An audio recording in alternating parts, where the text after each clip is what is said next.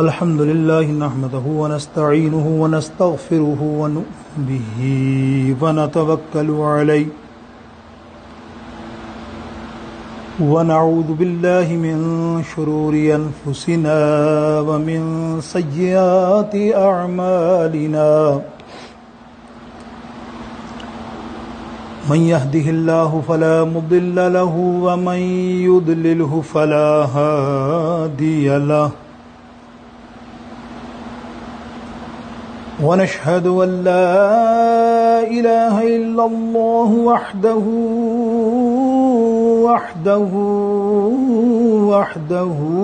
لا شريك له ونشهد أن سيدنا وحبيبنا وحبيب قلوبنا وطبيب قلوبنا ونورنا ونور ظاهرنا ونور باطننا وغاثنا وغياثنا ومغيثنا وملجأنا ومأوانا محمد صلى الله تعالى عليك وسلم تسليما كثيرا أما بعد فأعوذ بالله من الشيطان الرجيم بسم الله الرحمن الرحيم لا أقسم بهذا البلد وأنت حل بهذا البلد صدق الله مولانا العظيم رب اشرح لي صدري ويسر لي أمري واحلل عقدة من لساني يفقهوا قولي غوث اعظم بمن بے سر و ساما مدد قبلہ دی مدد کعبہ ایمان مدد ان اللہ وملائکتہ یصلون علی النبی یا ایھا الذین آمنوا صلوا علیہ وسلموا تسلیما بآواز بلند اللہم صلی علی سیدنا و مولانا محمد وعلی آل سیدنا مولانا محمد وبارک وسلم صلوا علیہ صلاۃ و سلام علیک سیدی یا رسول اللہ. نہایت ہی مختصر حمد و ثنا رب العزت جل شانہ کی بارگاہ اقدس میں اور کروڑوں درود و سلام کا نذرانہ اس کے پیارے حبیب سید المرسلین صلی اللہ تعالیٰ علیہ وسلم کی بارگاہ اقدس میں پیش کرنے کے بعد واجب الاحترام سامعین محترم و محتشم،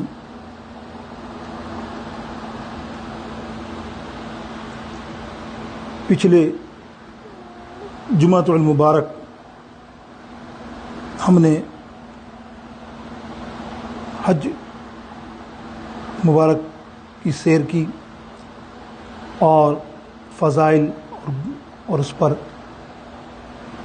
دل میں نیت کی کہ اللہ تعالی ہم سب کو اس بابرکت سعادت کی حاضری نصیب فرمائے.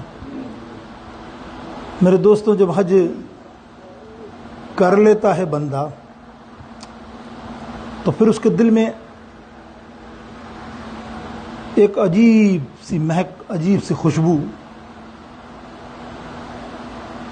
محسوس ہوتی ہے. وہ خوشبو کیا شاید ہر ایک کے لیے نہ ہو، لیکن جن کا عشق سلامت، جس کو اس جگہ سے پیار، جس کو اور جن لوگوں کو اس جگہ والے سے پیار، تو وہ پھر اس کی حاضری لگتی ہے مدینہ پاک میں. حج کرنے کے بعد کبھی کسی کی حج سے پہلے، کسی کی حج سے بعد، لیکن میں گفتگو کر رہا ہوں حج سے بعد جس کی حاضری لگتی ہے تو وہ آخری طواف جو کرتا ہے تو اس کا سارا دماغ، دل، دھیان سارا مدینے کی طرف لگ جاتا ہے کہ اب مجھے کل سفر پہ روانہ ہونا ہے. واہ واہ، اس عظیم جگہ پر، اس بابرکت جگہ پر سفر پہ روانہ ہونا ہے. یہ عاشق اور عشاق مصطفیٰ صلی اللہ علیہ وسلم یا محدثین یا علماء یا اولیاء وہ جانتے ہیں اس کی صحیح معنوں میں لذت. جیسے آپ سنتے ہیں ملفوظات شریف میں امام اہل سنت اعلیٰ حضرت ہمارے امام ہیں، ہم ان کا ہی ذکر کر کے حوالہ لے لیں کہ جب وہ آخری زیارہ انہوں نے کیا ایک دفعہ حج کا، تو ایک کلام لکھا جو بڑا مشہور کلام ہے، آپ نے سنا، حاجیوں آؤ شہنشاہ کا روزہ دیکھے، کعبہ تو دیکھ چکے کعبے کا کعبہ دیکھیں۔ واہ! تو وہ طواف کا آخری کرنے کے بعد جب ان کی نگاہ کعبے پر پڑی، اب کچھ 2 دن بعد یا 1 دن بعد جانا تھا مدینہ شریف، تو آپ کی نظر پڑی میزاب پر، وہ سنہری ایرو نشان، علماء فرماتے ہیں وہ نشاندہی کر رہا تھا کیونکہ وہ رخ جو ہے مدینہ شریف کا ہے، اور اللہ کی قدرت وہ بنایا بھی ہے ایسا ہے کہ لوگ دیکھیں تو یہ ایرو مارک کدھر جا رہا ہے، ورنہ ہمارے گھروں میں آپ روڈ پہ دیکھتے ہیں ایگزٹ، وہ ایرو لگا ہوا ہوتا ہے، ایگزٹ دس ون ایگزٹ، اس کا مقصد یہاں سے ایگزٹ لینا ہے، اور وہاں ایرو کا نقشہ علماء فرماتے ہیں کہ یہ وہ ایرو کے دیکھو یہ مدینہ ہے، سبحان، مدینہ اس طرف ہے۔ جب آپ نے یہ دیکھا تو آپ فرماتے ہیں اللہ اکبر، اتنے جوش میں تھے کہ آپ نے کلام پورا ہی کہا، تو آخر میں مقطع کہا۔ مقطع کس طرح کہا؟ وہ دل کی آنکھوں سے کہا۔ دل کی بھی آنکھیں ہوتی ہیں، ایک تو اپنی ظاہری آنکھیں اور دل کی آنکھوں کو تو اللہ جس کو عطا کرے وہ سمجھتا ہے۔ تو انہوں نے محسوس کیا کہ کعبے میں سے آواز آ رہی ہے، کعبہ شریف کہہ رہا ہے کہ اب طواف زیارہ کر لیا بھائی حاجی، اب تیرا کہیں اور ہے معاملہ۔ بولے کیا؟ تو اعلیٰ حضرت کیا فرماتے ہیں کہ میں نے سنا کہ غور سے سن تو رضا، کعبے سے آتی ہے صدا، میری آنکھوں سے میرے پیارے کا روزہ دیکھو۔ اللہ کعبہ تو دیکھ چکے کعبے کا کعبہ دیکھو۔ اب دیکھو سبحان اللہ، یہ عشق والوں کی بات، اور آج موضوع بھی میرا مدینہ پاک ہے، تو یہ تو سارے عشق کے پہلو ہیں۔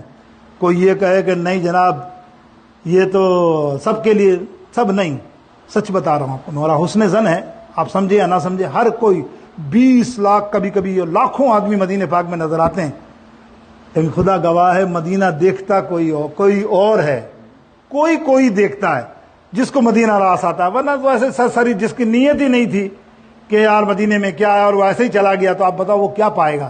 وہ عاشق جس کو پتا ہے کہ میرے نبی یہاں سنتے ہیں، حیات ہیں، موجود ہیں۔ اور آپ نے دیکھا امام ابو حنیفہ جب بھی گئے آپ نے سلام بھیجا، اندر سے آواز آئی اے امام المسلمین، سرکار نے جواب دیا۔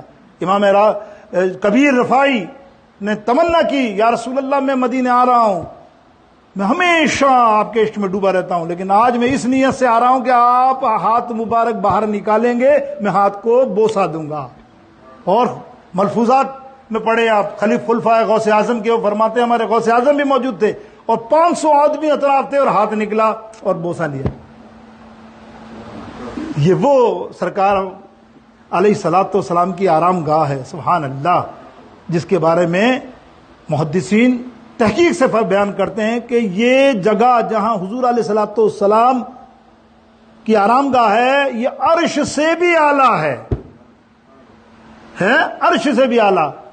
تو اب اسی پر بحث چلی علماء کے درمیان کافی سالوں سے، ہر صدی کے علماء نے بحث کی، کسی نے کہا مکہ افضل، کسی نے کہا مدینہ افضل، کسی نے کہا یہ افضل وہ افضل، چلتی رہی بحث، اپنے اپنے دلائل۔ الحمدللہ مسلمان اور مومن کا یہ سچا عقیدہ ہے کہ کعبہ بھی افضل، کعبہ بہت افضل، کعبے کی افضلیت سے کوئی انکار نہیں کر سکتا، اللہ اکبر۔ مدینہ اپنی جگہ افضل، مدینہ اوروں کے لیے افضل، سمجھ گیا آپ اشارہ، وہ شاکوں کے لیے، لیکن کعبے کی عظمت کو کون انکار کرے گا؟ ارے وہاں ایک نماز اللہ کے برابر، وہاں اللہ کی نشانیاں جگہ جگہ پر، حجر اسود کو دیکھو، کعبہ شریف کو دیکھو، مقام ابراہیم کو دیکھو، صفا مروہ کو دیکھو، کیا کیا دیکھو گے وہ کعبہ شریف میں، حرم کو دیکھو، وہاں تو ہر ایک چپا چپا جہاں اللہ رب العالمین صرف کعبے کے اندر 160 کے قریب اپنی تجلیات نازل کرتا ہے۔ ثواب تو اپنی جگہ نا، تجلیات آپ سمجھے نہیں، ابھی تجلیات کبھی موضوع ہوگا تو بتاؤں گا۔ تجلیات جب میں جملہ کوئی کہتا ہے نا محدثین تو سیدھا چلاتا ہے طور کے اوپر، ایک تجلی کا ایکواں حصہ جب طور پہ پڑا تو کرش ہو گیا وہ، سمجھے آپ؟ تو وہ ہے تجلیات آپ کو ملتی ہیں آج سے چھم چھم. میرے دوستوں بزرگوں، طواف کرنے والے کو، نماز پڑھنے والے کو اور خالی کعبے کو دیکھنے والے کو 20 تجلیات اور نیکیاں نصیب ہوتی ہیں. وہ ہے کعبہ شریف. تو ہے تو عظمت، اس میں کوئی شک نہیں. کعبہ بھی افضل، مدینہ بھی افضل، کیونکہ مدینہ میں اللہ اکبر اللہ نے عظمت عطا فرمائی. یاد رکھیے اللہ نے عظمت عطا فرمائی. لیکن میرے امام نے اس پر قلم چلا کر بات ہی ختم کر دی. ایک شعر میں اعلیٰ حضرت نے بات ہی ختم کر دی کہ کعبہ طیبہ نہ صحیح افضل، کعبہ ہی صحیح واعظ. کوئی بھی افضل ہو، طیبہ نہ صحیح افضل، کعبہ ہی صحیح واعظ. ارے ہم عشق کے بندے ہیں، کیوں بات بڑائی ہے. یہ تو عشق کا معاملہ ہے، تو کیا جانے. میرے دوستو جب یہ بات ہے نا تو اب اس کے اوپر دیکھیے وزن تھوڑا سا میں آپ کو سمجھاؤں. شعر اپنی جگہ ہے، لیکن اپنی جگہ کعبے کی عظمت میں نے بیان کر دی. کعبے کی عظمت تک کوئی پہنچ نہیں سکتا. میں نے آپ کو ساری فضائل بیان کیے. اب دیکھیے محدثوں نے جو عاشق رسول ہے، عشق رکھنے والے حضور کی، وہ بولتے ہیں کہ دیکھیں مدینہ کیوں ہم افضل کہتے ہیں. کعبے کی کمپیئر، کعبہ تو ہی افضل نا. اب مدینے کو کمپیئر کرتے ہیں تو اپنے محدثوں میں امام شاہ عبدالحق محدث دہلوی، قاضی ایاز الدین مالکی شفا شریف، جذب القلوب الی دیار محبوب، اور حافظ آلوسی علیہ، حافظ آلوسی، محمود آلوسی علیہ رحمت الرضوان، یہ بہت بڑے مشائخ ہیں برسا برس سے. انہوں نے اپنی قلم سے، اور بھی ہیں وقت کے حساب سے نام مختصر کرتا ہوں، تو وہ فرماتے ہیں کہ اللہ کے حبیب علیہ الصلاۃ والسلام، غور سے سنیے گا یہ نقطہ، اللہ کے حبیب علیہ الصلاۃ والسلام کو مکہ شریف سے بہت محبت، جس کا اظہار بخاری مسلم کی حدیث میں ہے. بخاری مسلم اور سیاستہ کی ساری کتابوں کے اندر ہے. جب حضور علیہ الصلاۃ والسلام نے ہجرت فرمائی آپ بہت روئے. آرڈر آ گیا ہجرت کا، اور آپ کو پتا کس ماحول میں ہجرت ہوئی تھی. ظالموں نے ظلم اتنا کیا اور اللہ کی طرف سے حکم آ گیا کہ ہجرت کرنی ہے اے محبوب. اب اللہ کے نبی علیہ الصلوۃ والسلام اللہ سے دعا مانگ رہے ہیں، یا اللہ خدا کی قسم یہ کعبہ اور یہ مکہ چھوڑ کر میں تو نہیں جاؤں گا. مجھے اتنی شدید محبت ہے اس تیرے کعبے سے، شدید محبت ہے، میں چھوڑ کر نہیں جاؤں گا.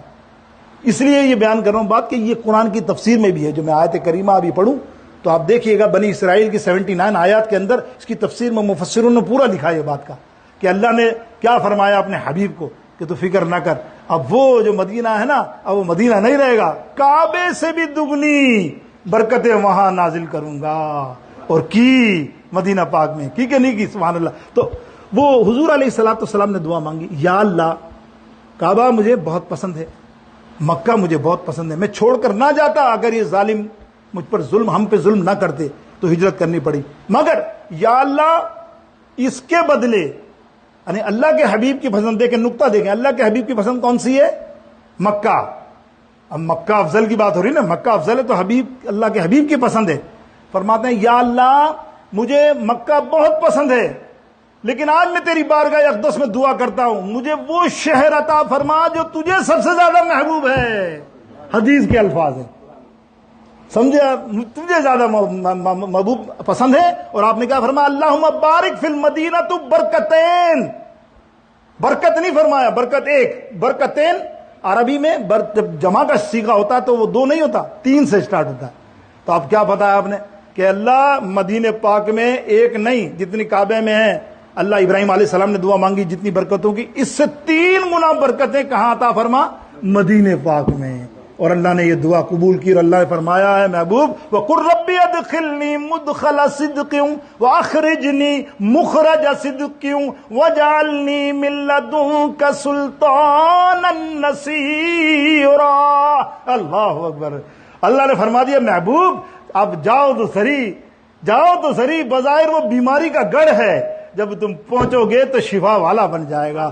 وہاں عبادت، مفسرین نے اب دیکھو کلام کیا نا، کہ جو میں آپ بتا رہا ہوں انہوں نے کیا کلام کیا کہ 3 گنا کی بات ہوئی ہے نا، اللہ کے حبیب نے دعا کی تو کعبے میں کتنے ثواب مل رہا ہے؟ 1 لاکھ. تو پھر مدینے میں کتنا ہو گیا؟ یہ تو ہماری سوچ ہے نا 50,000. ارے اللہ چاہے تو 3 گنا جب دعا قبول کی ہے تو وہاں 1 ہے تو وہاں 3 ملیں گے آپ کو. اللہ کیا فرما رہا ہے محبوب؟ فکر نہ کرو، 1 لاکھ یا 3 لاکھ کی بات نہیں ہے، وہاں عبادتوں کی ثواب کی بات نہیں ہے، وہاں وہ تو الگ ہے، اور وہاں جگہ کی بات نہیں ہے، وہاں مدینے پاک کے برکات کی بات نہیں ہے، اور وہاں اور کچھ معاملات کی بات نہیں ہے۔ اگر میں محبوب میں وہاں کی مٹی کو شفا والی مٹی یعنی خاک شفا بنا دوں گا۔ مدینہ پاک کی مٹی کو کیا بنا دیا؟ خاک شفا کی مٹی۔ سبحان اللہ سبحان اللہ۔ جو سامنے ہو، کیا کہا کسی نے، واہ، جب مدینہ شریف آپ دیکھو نا، جب مدینہ شریف دیکھو تو کیا ہو تمہارے دل میں تمنا کہ جو سامنے ہو مدینہ تو دیکھتا کیا ہے، جو سامنے ہو مدینہ تو دیکھتا کیا ہے، ارے یہی تو کعبے کا کعبہ ہے، سوچتا کیا ہے، یہی تو کعبے کا کعبہ ہے، سوچتا۔ اور بروز حشر خدا پوچھے گا اپنے بندوں سے، جو مصطفیٰ کو نہیں مانے تو مانتا کیا ہے، یہی تو کعبے کا کعبہ ہے، سوچتا کیا۔ مدینہ پاک، سبحان اللہ میرے دوست بزرگوں، کیا مٹی، خاک شفا، کتنا بڑا رتبہ۔ اب آپ بتائیے نا کتنی برکتیں آپ لیں گے مدینہ پاک کی۔ مدینہ پاک جانے والے جانتے ہیں، پوچھو گے تو بڑے بڑے اماموں سے پوچھو، بڑے بڑے صحابہ سے پوچھو، جن کی تمنا ہوتی تھی یا رسول اللہ مدینے سے نہیں جانا چاہتے۔ کعبہ بھی تھا نا، افضل تو بابا اعظم میں ماشاء اللہ کعبہ ہی ہے بھی، لیکن آپ دیکھو ہر صحابی کی تمنا کیا، بتاؤ نا کوئی کتابوں میں کسی صحابی کی تمنا نہ ہو، سب صحابی کی تمنا کیا، یا رسول اللہ آپ کا ساتھ اور مدینہ، آپ کا ساتھ اور مدینہ، مرنا مدینہ، جینا مدینہ، سب کچھ مدینہ۔ امام مالک فرمائیں، اتنا بڑا امام جس نے کئی سالوں تک امام ابو حنیفہ کی شاگردی اختیار کی، اور کیسے عاشق رسول 50 برس تک مدینے سے نکلے نہیں ہیں۔ کسی نے کہہ دیا حضرت ایک ہی حج کیا اور اب جاتے نہیں ہو حج پہ، سنو امام کی بات، یہ نمبر 2 امام ہیں، امام مالک علیہ رحمت الرضوان۔ یہ امام وہ ہیں جن کو مدینے والے اور مکہ والے مانتے ہیں، ان کی کتاب پڑھاتے ہیں درسوں میں۔ اتنا بڑا امام ہو، مدینہ شریف سے ایسی محبت کہ کبھی بھی چپل پہن کر مدینہ نہیں چلے، اور کبھی سینٹر میں نہیں چلے، کونے کونے سے چلے۔ کوئی پوچھتا ہے یہ کیا کر رہے ہیں آپ، یہ کونے بولا نہیں، کیا پتا میرے نبی کے قدم یہاں لگے اور میرا قدم اس کے اوپر آ جائے۔ یہ عشق کی بات ہے۔ دیکھو وہی ہم ہماری تمہاری عقل کیا، ہم لاکھوں مدینے جاتے ہیں، ایسے ہی جاتے ہیں، ایسے جا کے آ جاتے ہیں، کیونکہ پرواہ نہیں ہے نا، تازہ مل گیا نا، ہمیں سب تازہ ملا ہوا ہے۔ وہ پلین میں جاتے ہیں، ان سے پوچھو جو سفر کر کے جاتے ہیں اور تمنا کرتے ہیں، ایک ایک روپیہ جوڑ کر، وہ جب وہ آتا ہے بڑھاپے میں حج کا موقع، خدا کی قسم میں نے دیکھا ایسے روتے ہوئے بندوں کو، میں نے دیکھا تمہاری تڑپ تمہاری قبول ہے، تم آئے ہو سچے، ہم کیا آئے موبائل لے کر دربار میں، کوئی ادب کوئی احترام نہیں۔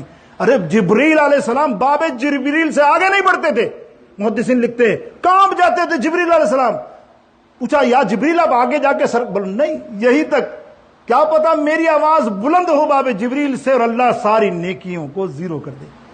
یہ ہے رتبہ دربار مصطفیٰ صلی اللہ علیہ وسلم کا۔ میرے دوست بزرگ، وہ جگہ ہے جہاں مسکن ہے حضور علیہ الصلوۃ والسلام ہے۔ میرے نبی علیہ الصلوۃ والسلام نے جب تبلیغ کی نا ہجرت کے لیے، تو 2 قبیلے، ایک قبیلہ مخرج وہ تشریف لائے ان کے کچھ لوگ، اور دوسرے قبیلے کے مدینہ پاک سے مسلمان ہوئے، بیعت لی، اور سرکار نے فرمایا میں مدینہ آ رہا ہوں۔ جب ہجرت کا موقع تھا تو ان میں سے ایک صحابی نے کہا یا رسول اللہ خدا کی قسم سر آنکھوں پر آپ ہمیں بہترین میزبان پاؤ گے، اور دیکھا آپ نے مدینے والوں کی میزبانی، بہترین میزبان پاؤ گے۔ ان میں سے ایک نے کیا بولا، یا رسول اللہ وعدہ کیجئے۔ بولے کیا؟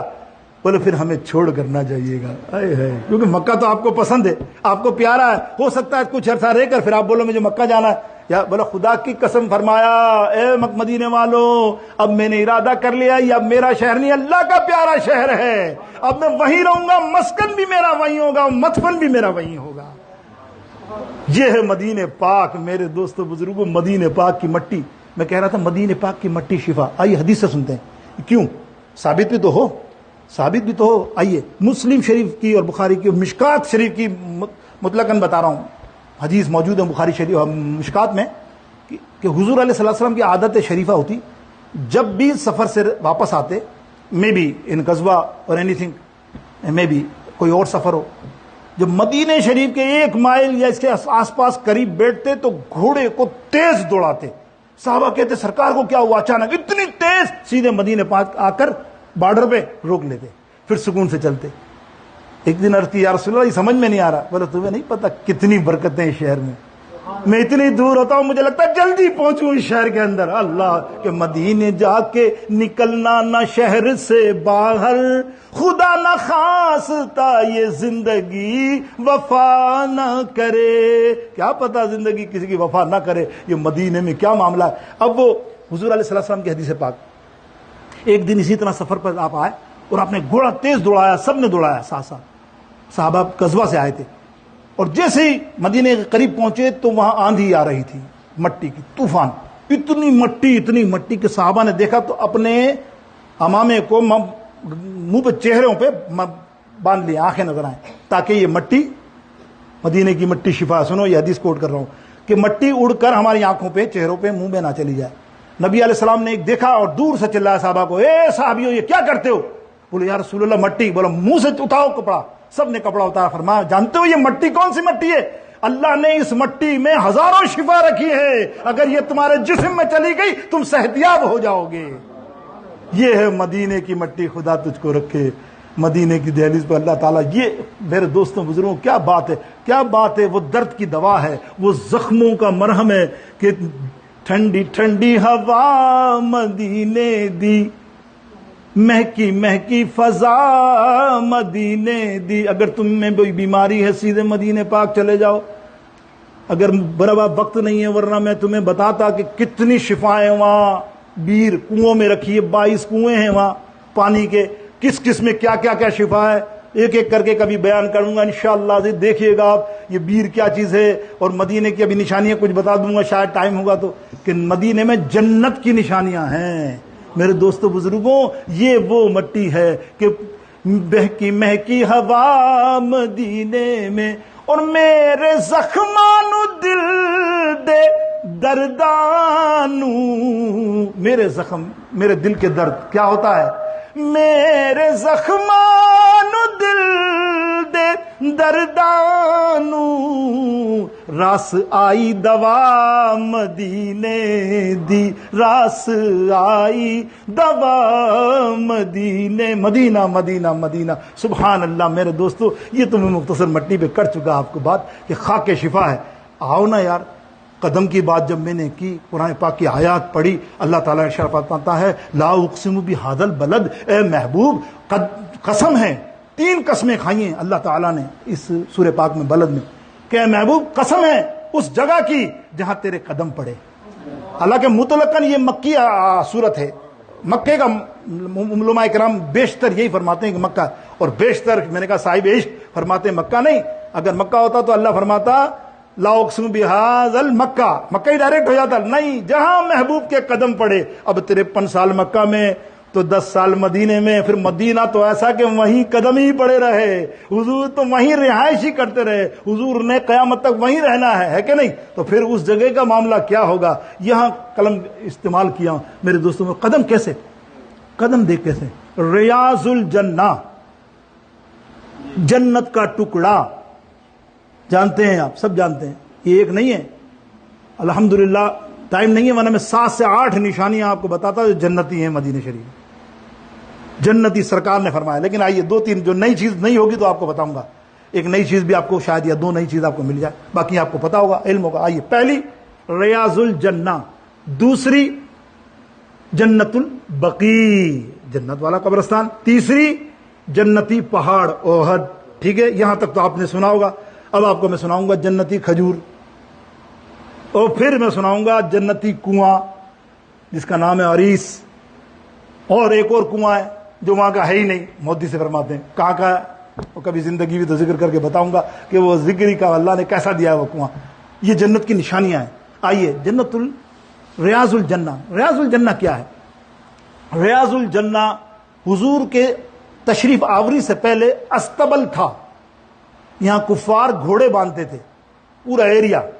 میرے آقا علیہ السلام تشریف لائے، زمین خریدی مسجد نبوی شریف بنی، اور پھر حضور علیہ الصلوۃ والسلام کا حجرہ اور ممبر.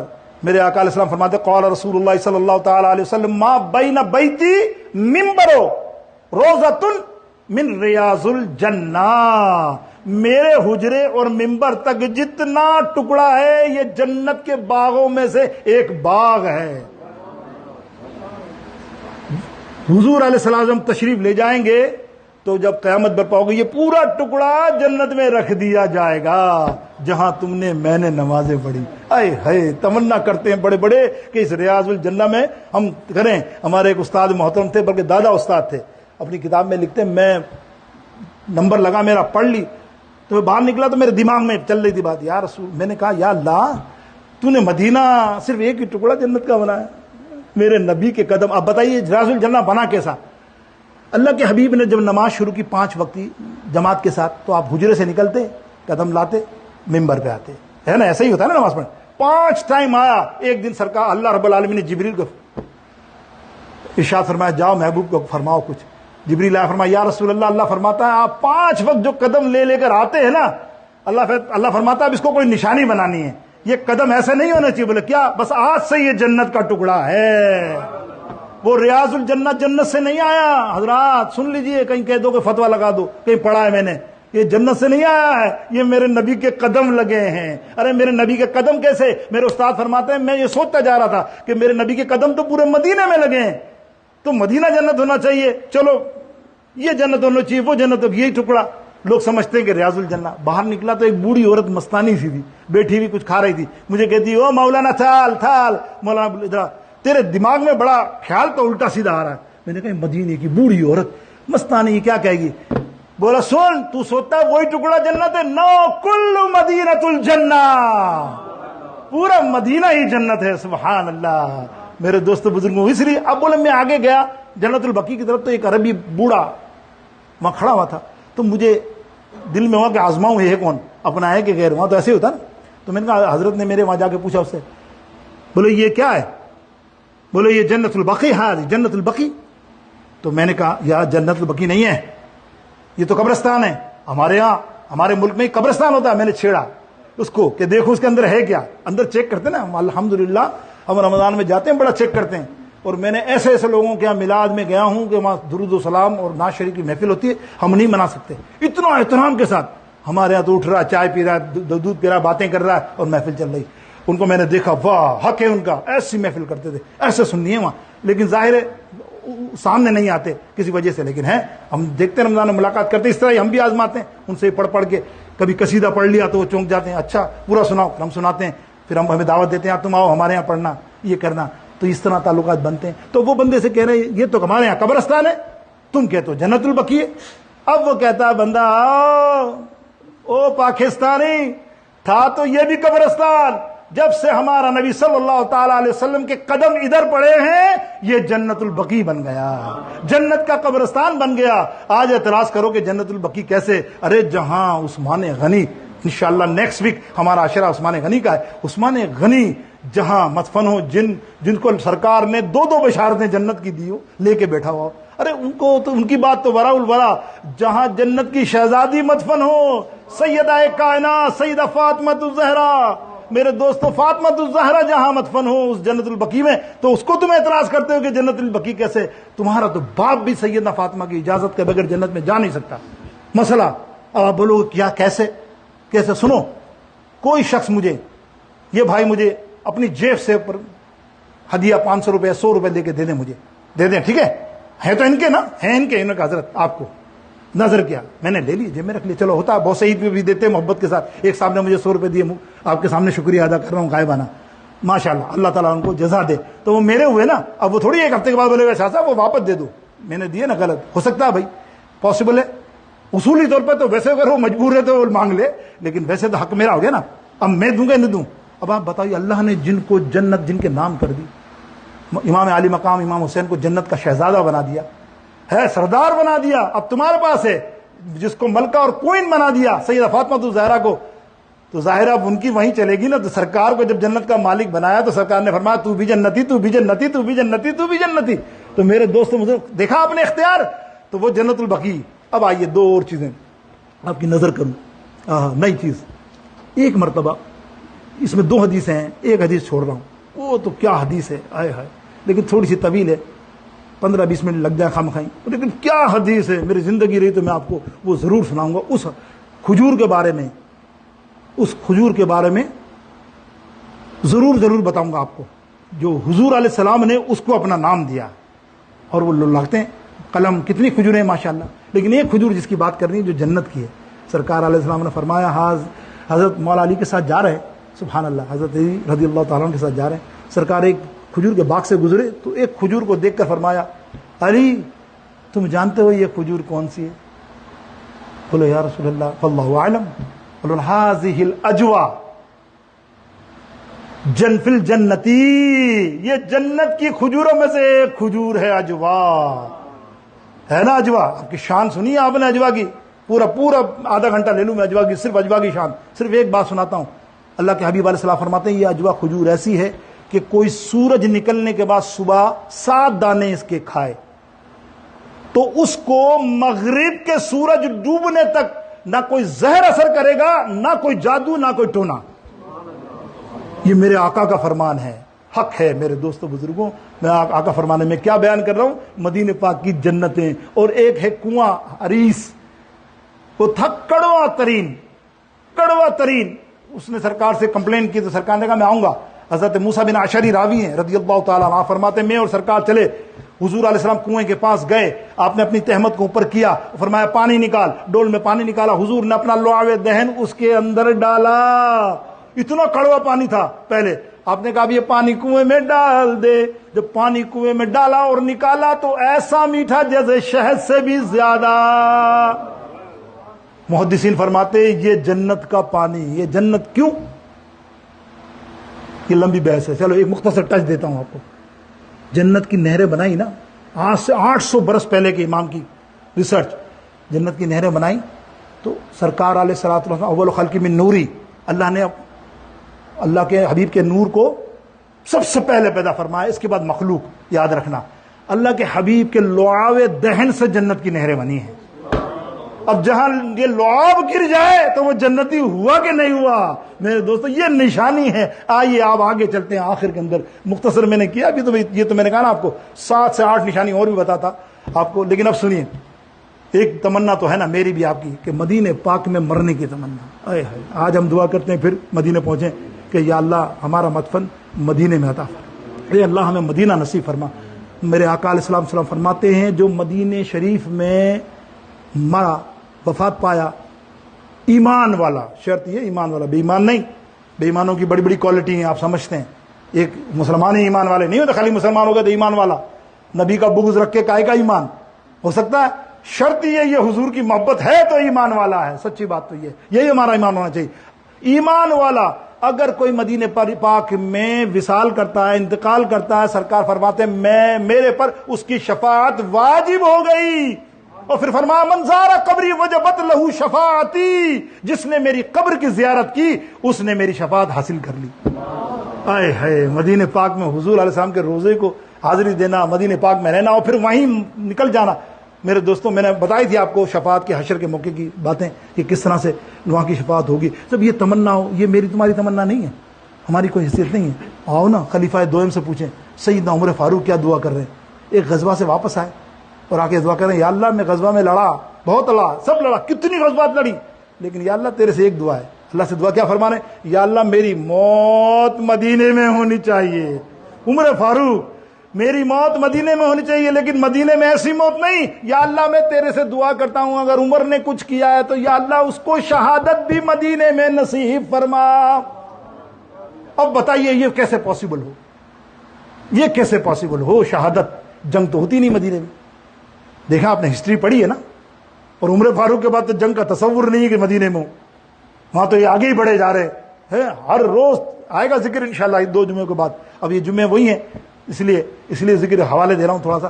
اب وہ عمر فاروق رضی اللہ تعالیٰ عنہ کی دعا تو اللہ رب العالمین نے کیسے قبول کی ہے خدا گواہ ہے. اللہ نے اپنے پیارے حبیب علیہ السلام کے اس عاشق رسول کی دعا کیسی قبول کی کہ مدینے میں آپ کو شہادت بھی دی، جو آپ شہادت نصیب ہوئی، آپ کو شہید کیا گیا مدینے پاک میں. اور مدینہ پاک میں جہاں شہید ہوئے وہ نبی علیہ السلام کا مصلی، وہاں شہادت ہوئی، اور جگہ کون سی عطا فرمائی؟ پہلو مصطفیٰ۔ یہ وہی جگہ ہے، یہ وہی جگہ ہے جہاں ہر ایک کی تمنا ہے، سیدنا ابو بکر صدیق کی تمنا، یا اللہ میرا مدفن ہو اور میری قبر ہو تو نبی کے برابر کے اندر، کہ اے ہو یار غار دی دل دی تمنا سی۔ ان کی تمنا تھی، کیا تھی؟